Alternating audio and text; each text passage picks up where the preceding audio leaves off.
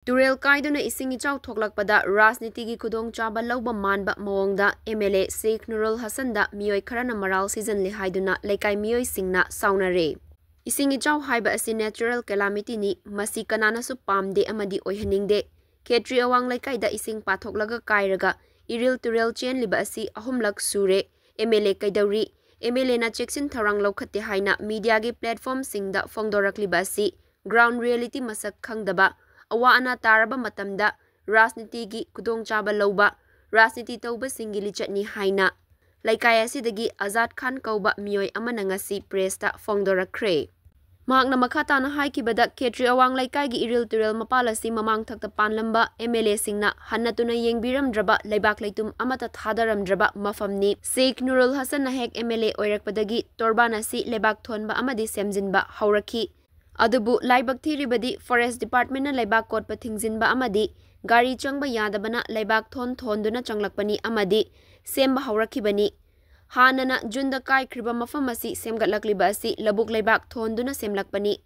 Hanagi lambigi saruk asidagi feet mga hena wangna thonlabani adubu nong leptana taba laibak pekfam leitabana finishing pidringaida amuk ising khangchaw chawkhatlakibana pathaduna chenlakibani. Retaining wall chanduna laibak haiduna MLA na angamba thakta semgatliba asida MLA na ising ichaw thokhanbagum wazaw ngangba asi tawhaningde hainasu fongdorakhi. Ai isagi sahi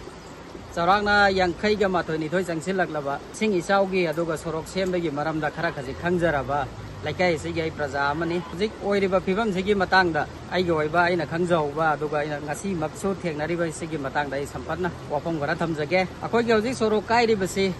hana akoigi sigi mafam si saurangna meter 500 muki sangse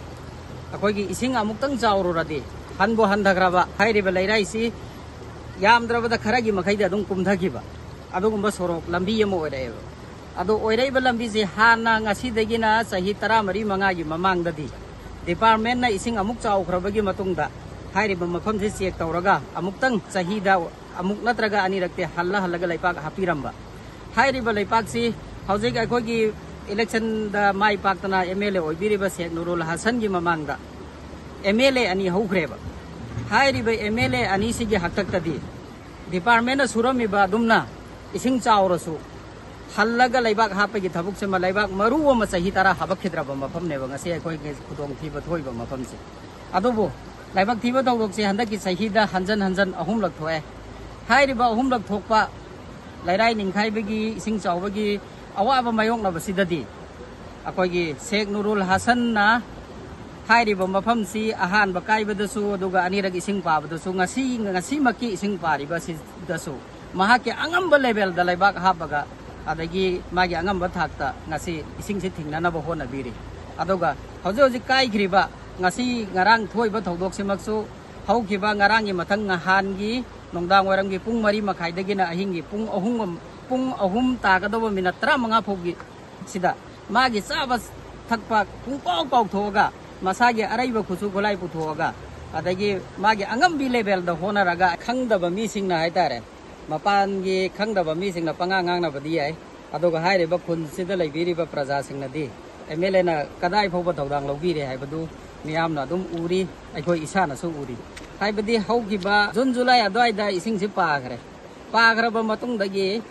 sungleb lep tabida magi ngamjabi thakta hojik kairiba mafam soiba mafam si sigatang ubiga noba prajana